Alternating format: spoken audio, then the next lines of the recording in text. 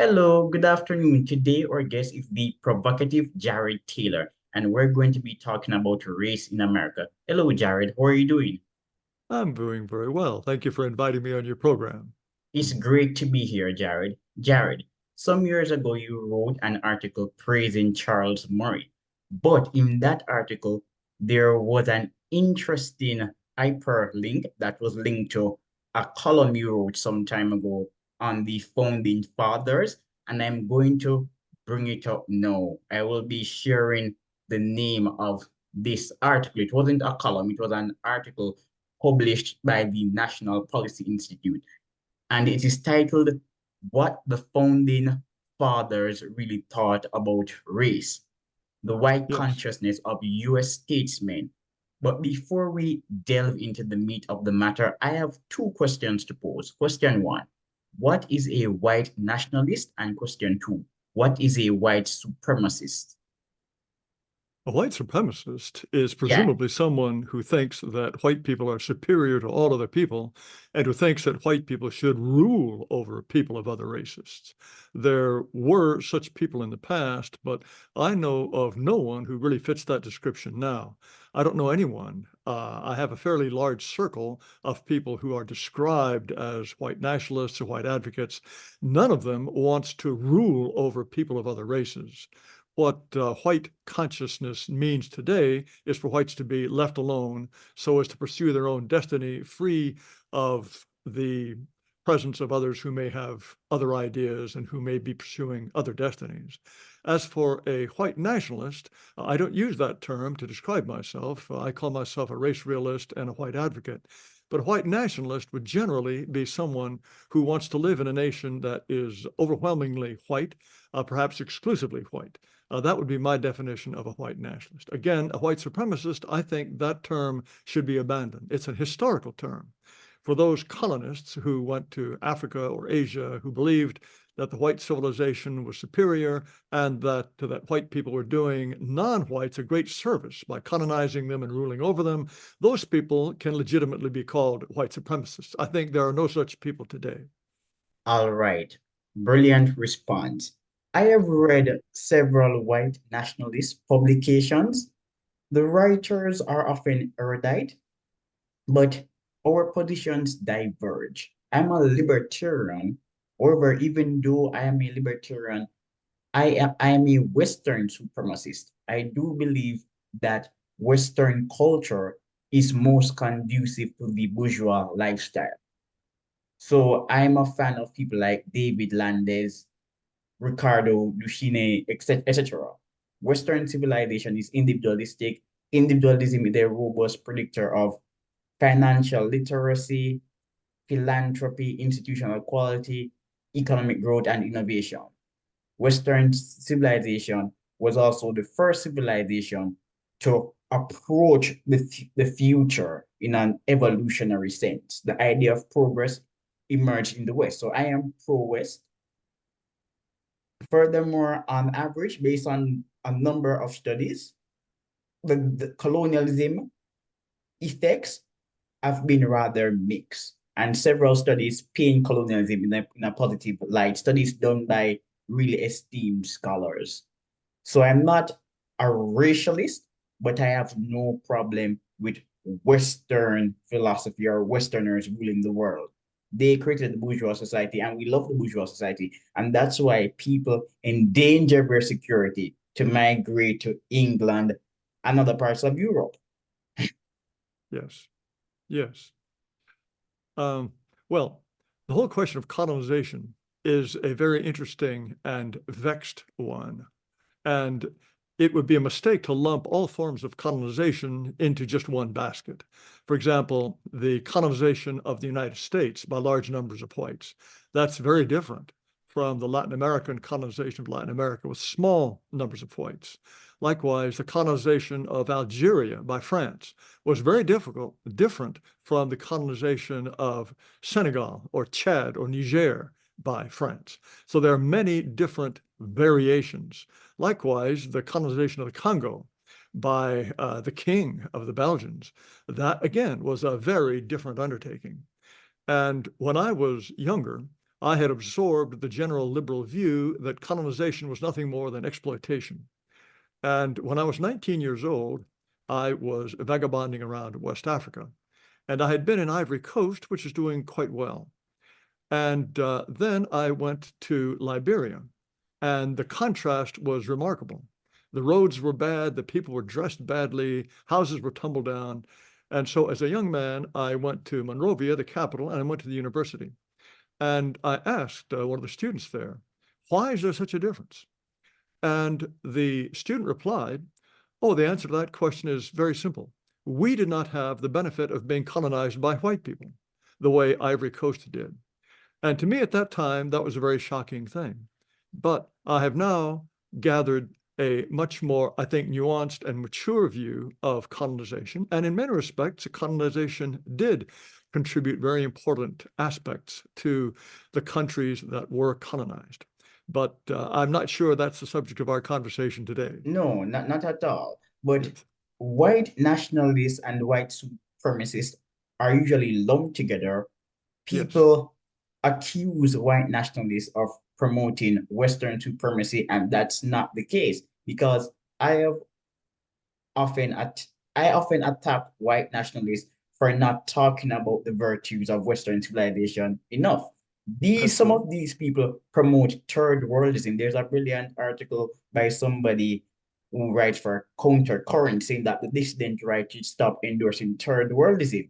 White nationalists are not supremacists. They're not really in love with Western philosophy, and many of them like mystical philosophers. So before people criticize the white racial consciousness movement, they should do their research. Yes. Oh, They yes. should do Well, their research. But back to the important matter, your paper on the founding fathers. Were the founding fathers racially conscious? oh, I think they unquestionably were. Essentially, all white people living in North America at that time were racially conscious. And the founding fathers had a very explicit idea about the United States, and that was to build a nation that was an extension of Europe for Europeans.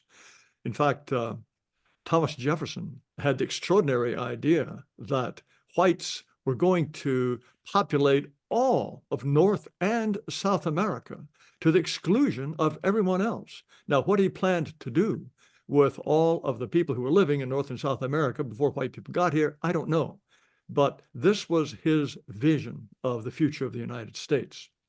And the idea that we white people came to the United States with the idea of building some sort of multicultural place where diversity was to be revered and practiced, that is completely crazy. As you probably know, because you have read the paper that I wrote and you are a well-read fellow, the very first naturalization law in the United States passed by the very first Congress. This is just after the Constitution is ratified in 1788. And the very first Congress of this brand new country is meeting in 1789. One of the things they have to decide is, well, what kind of country is this going to be? Who is it for? They were very explicit about it. They said naturalization was to be possible only for free white persons of good character, not just white people, free and of good character. So I think that indicates very, very clearly what the idea of the United States was in the eyes of the founders and in the eyes of the participant of that very first Congress of the United States that set out the guidelines for what this new country hoped to be.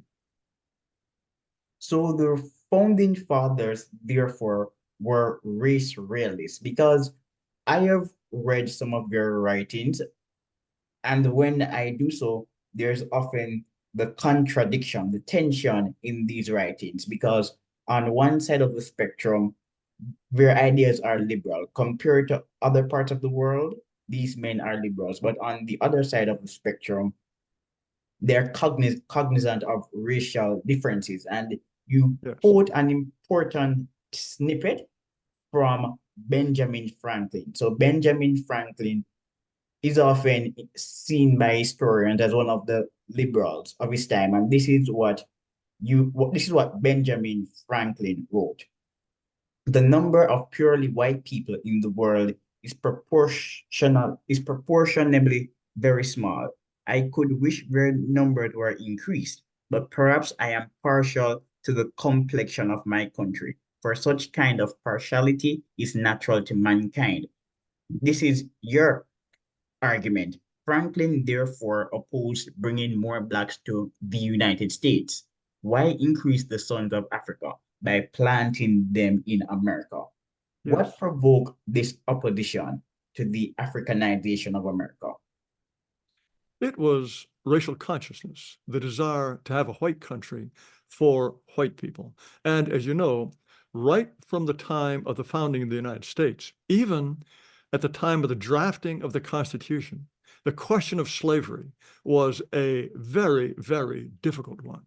And it entered into practically every aspect of how the United States government was to be formed, giving each state, no matter what its population, two senators, but to have a House of Representatives that reflected the population of each state.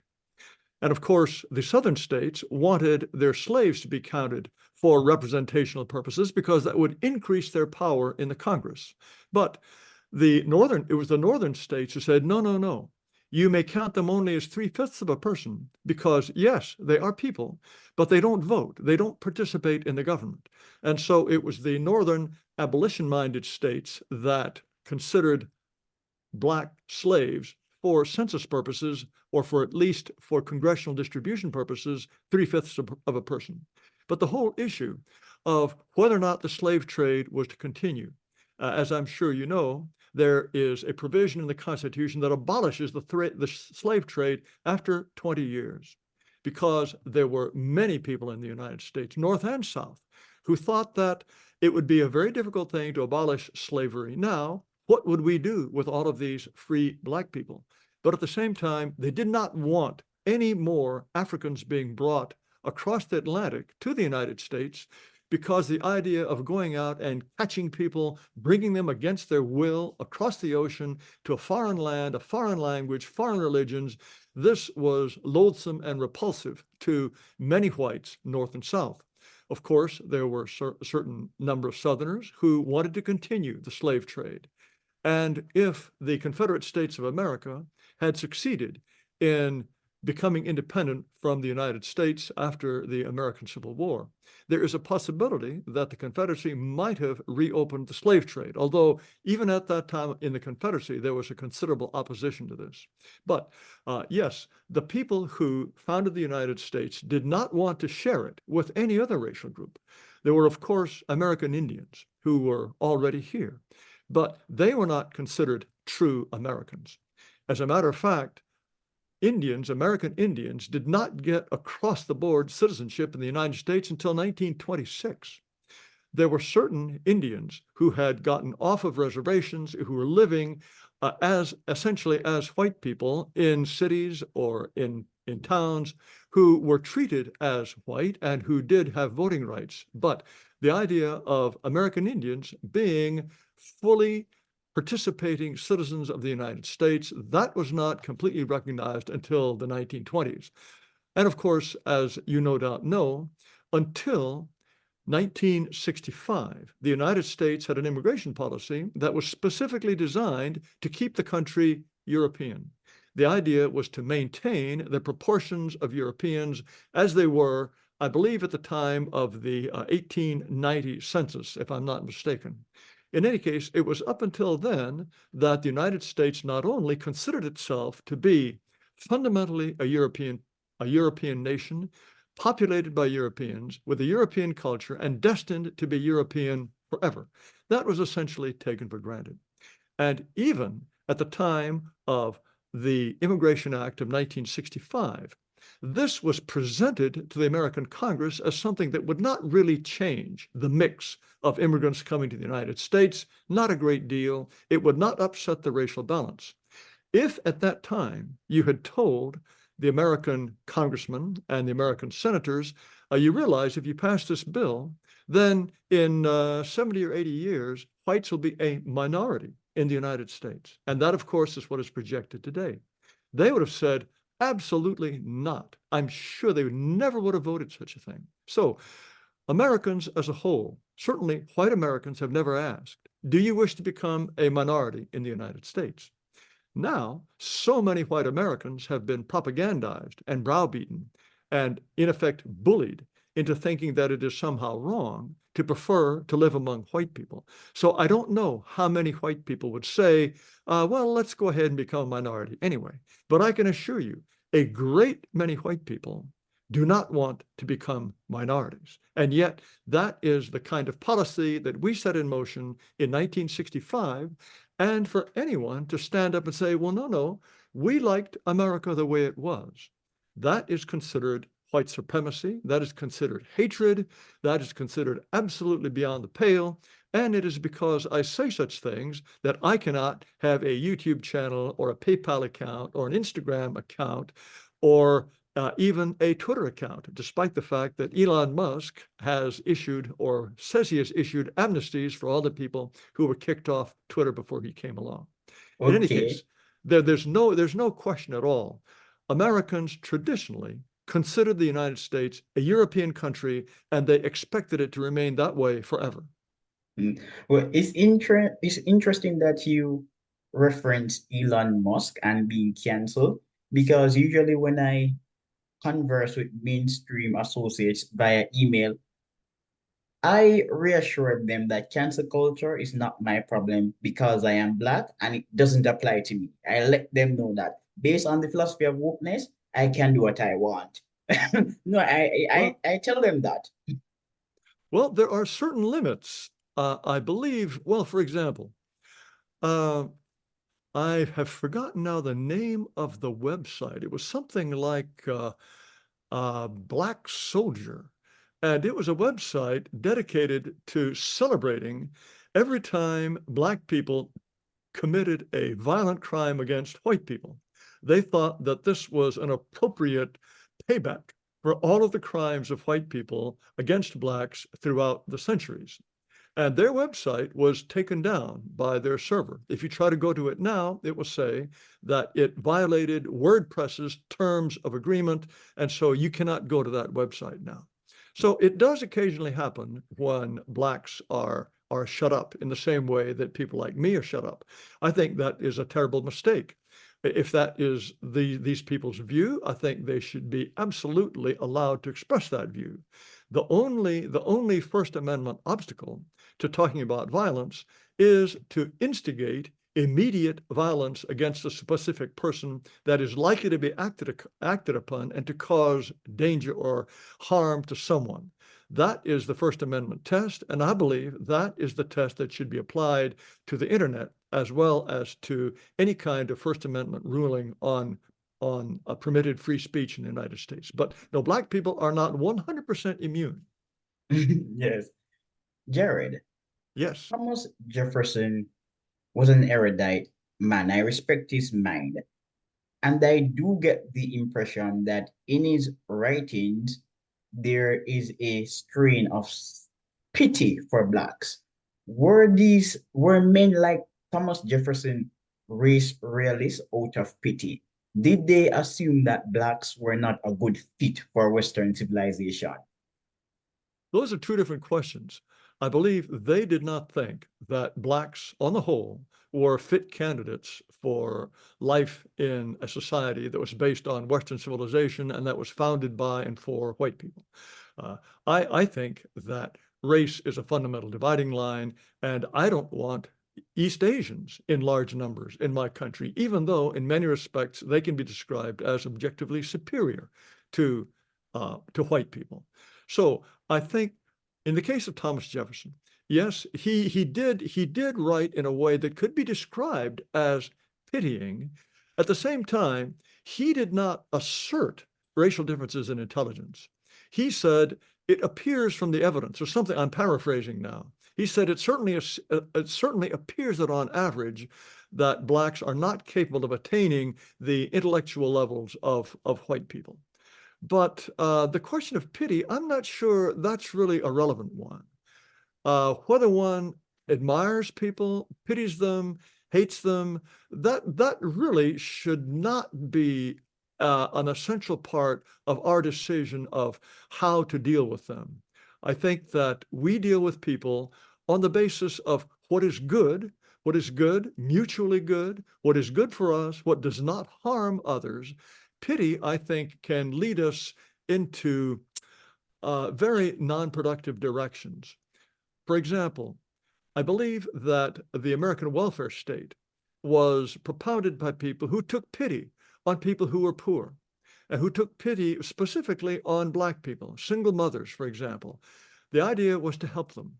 But in establishing a welfare society, I believe you as a libertarian would certainly agree, this established incentives to engage in reckless procreation. It's true.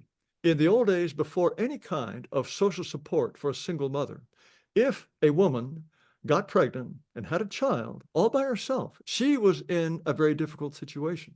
But for this reason, this was an unusual act. And society was built around very, very strong rules that tried to make sure that single women did not get pregnant and have children. I believe that was a much better kind of society. And you mentioned Charles Murray earlier. One of the Yes. formative books in my education was reading his book, Losing Ground, in which he describes this very phenomenon. The idea was, okay, these people who are having these single mothers, my gosh, we have to help them. They didn't realize that by putting in place all of these mechanisms to help single mothers, give them food, give them housing, give them welfare payments, that more people, more and more and more women would end up being single mothers. This is bad for them, it's bad for the children, it's bad for society. So a motivation of pity as one of the mainsprings for any kind of social policy, I believe, is very short-sighted. And I would, if I ever found myself to be motivated by pity as one of my reasons for promoting a particular policy, I would wish to scrutinize myself very carefully. Yeah. Pity can lead to perverse outcomes. So I'm a religious person. The early church built hospitals and popularized welfare, but Christianity is also dysgenic. I do Yes. believe that Christianity has a dysgenic effect on society. I'm also Christian. There's a positive relationship between Christianity and human capital formation, according to several studies, most notably those of Robert Woodbury and Nathan Nunn. But Christianity is still dysgenic. Like, for example, AMREM reported a news story saying that evangelicals, they express sympathy for immigrants. So even though immigrants are expensive, these people still pity them. So Christianity is this journey. Yes, but let us not forget, Christianity is a very, very flexible religion. It is. I tell people all the time.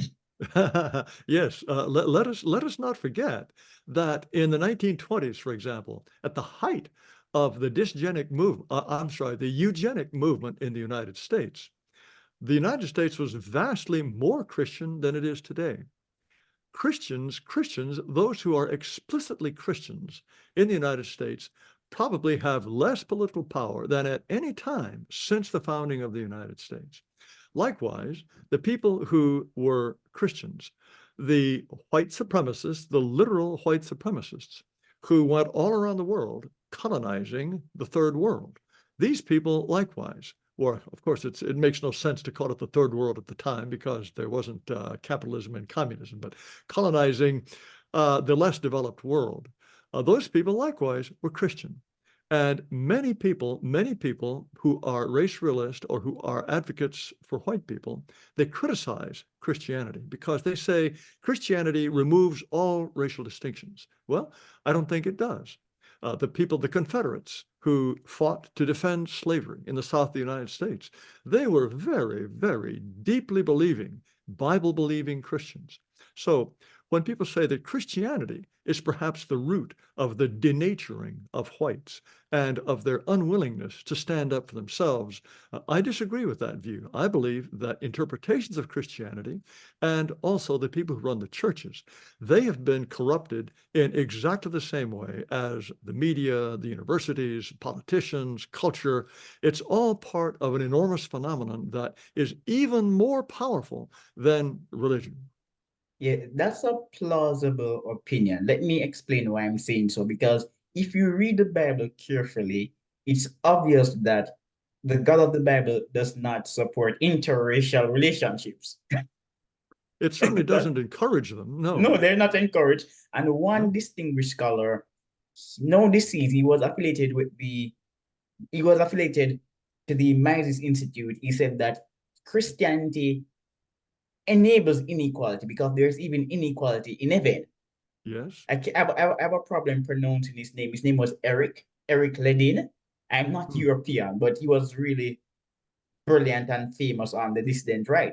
But Eric was one of the better philosophers, and he understood the differences between the left and the right well. Yes. And he said that Yes. Christianity is also an instrument of inequality because there is not even equality in the Bible. Well, let's not forget there's slavery in the Bible. Never does Jesus tell slaves that they should not be slaves. Servants, obey your masters. Well, that's not Jesus himself saying that, but I believe that is in the Epistle of Paul. That's one of his injunctions. But there is no there's no idea of freeing slaves certainly in the New Testament and in the Old Testament among the children of Israel under certain circumstances. If a Jew has been the slave of a Jew for a certain amount of time, then he can, under certain circumstances, be freed. But no, Jesus is not running around in Palestine telling people that they must free their slaves. There's clear Yeah. inequality. Also, Teilhard de Chardin, he was a French theologian Yes. of a very considerable reputation. He was also explicitly a eugenicist. He believed that human beings should strive to produce better versions of themselves. To me, this should not be a controversial thing. I mean, after all, we apply eugenic principles certainly to farm animals, to our own pets. We apply eugenic principles even to ourselves. When people are selecting sperm donors, for example, or Exactly. egg donors, they look very carefully at the pedigrees of the people who have produced these eggs. They're not going to just say, okay, any old egg will find. No, they understand very well that genetics makes a difference. It can make you taller, smarter, more musical. All of this is obvious, completely obvious. And yet to say, well, shouldn't we be thinking in these terms for the future of the human race? I think about what my race, what the entire human population will be like 100 years from now, 500 years from now, 1,000 years from now. It is decisions that we make now that will have long-lasting repercussions. And if we have policies now that encourage reproduction by people who are of low intelligence, and we force people of high intelligence to support them through their taxes, and that reduces the birth rates of the people of high intelligence, then inevitably the average intelligence of society will decline. That means economic prosperity will decline. Probably future orientation will likewise decline. The society will be of lower trust rather than higher trust. And this will be a gradual catastrophe that we probably can never, ever recover Yeah. from if G- the g- average population descends to a sufficiently low level. Originally, I was an environmentalist, but I love history. And by observing patterns in history, it is obvious that racial differences are not recent. So even in pre-colonial Africa, Africans were lower in long-term orientation. African slave traders did well. However, they often defaulted on loan and they would spend excessively on conspicuous consumption. Yeah. So differences in long-term orientation are not recent. Differences in racial violence and intimate partner violence are not recent either. There is this academic paper on intimate partner violence in American slavery. So even though slavery did not destroy the family, enslaved people would have affairs. And Monk Lewis, a planter or European planter who resided in Jamaica, he documented examples of intimate partner violence and Hmm. domestic violence. Women Hmm. would cheat, men would get jealous. So the idea that family dysfunction is recent is unserious. It's not true any at all. Family dysfunction in the Black community is not recent. Well, that's very interesting. I've never heard of this paper. This was a study done in Jamaica No, so of, Monk Lewis was a planter and he documented the lives yes. of enslaved people. It wasn't a study. And the study was done by a fairly liberal female academic. I Hmm, doubt she really understands the implications of what she was doing, but she was chronicling in intimate partner violence in hmm, slavery. So hmm. Blacks were the perpetrators. And there's a Well, book by somebody called Jeff, Slave Violence or Slave hmm, Against Slave. Is about hmm. war intra-race warfare in American slavery, and Blacks are the focus. I'm unaware of that book as well. Those sound like very interesting studies. Of course, the people who would blame all of this on white people would simply say that the reason that those Black male partners were violent, whether to their unmarried partners or to their married wives, it's because of the terrible conditions under which they lived, which were the work of white people. So they would blame it all on white people, even if they did document high levels of spousal abuse. Of course, it seems to me the more legitimate study would be to look at pre-contact Africa to the extent that that is possible. Of course, we really have very little to go on because in pre-contact Africa, there weren't any anthropologists who were taking notes and describing the levels of violence under any circumstances. But to the extent that I recall, people like Stanley and Speake and Livingston and those people who did talk about the patterns of behavior that they discovered. There was certainly a kind of matrilineality because in many African tribal societies, there was so much non-marital sexual intercourse that one wasn't really sure who the father was. At least everyone knew who their mother was. And so for that reason, that was an important basis for matrilineality rather than patrilineality. But be that as it may, I think it is certainly true that just like having a different sense of the value of the future as opposed to the present, just as I believe having a deeper sense of the possible harms that one's behavior can have on the well-being of others, I believe that the natural tendency of African or African American sexual behavior is somewhat different on the average from that of Europeans. And what you're saying is not speculative. So, for example, some people don't know this, but even before Richard Lynn popularized the idea of Blacks being higher in psychopathy, there were serious studies saying that Blacks are higher in psychopathy. So that's not Yes, recent either. that's correct. That's correct. Yes, and we have recent data as early as a few years ago saying that Blacks have more affairs, published by IF, the Institute of Family Studies, IFS. Yes. Yes. Of course, today it would be impossible to get any kind of institutional funding for an investigation that was attempting to establish whether or not there were any inherent differences in behavior of any kind between blacks and whites or Asians or American Indians or any group of that kind. And yet the patterns are so persistent, the patterns are so remarkable that I believe one is either deliberately blind or a fool to suggest that it's all due to the environment. It's just so obviously not true that it is a tremendous frustration to me that the United States, our society is built on the requirement that we accept something that just seems so patently implausible. Maybe it's because whites suffer from pathological altruism. You know, I learned that phrase, I guess maybe 7 or 8 years ago. Yeah. And I think it does apply quite precisely to whites. We are, I believe, unique in our willingness to assume that when something goes wrong for others, it's somehow our fault. Now, the people who popularized the term pathological altruism were not thinking of applying it to groups. They were applying it to individuals, as when a woman who is in an abusive relationship with a man, perhaps her husband, is convinced that really it's her problem. And she is extremely altruistic towards this awful abusive man to a pathological degree.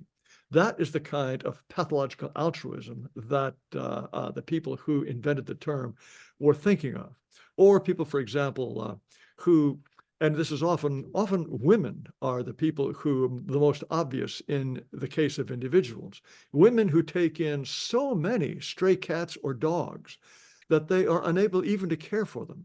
And they get fleas, they get diseases. Sometimes they might even starve to death. The woman never cleans them out.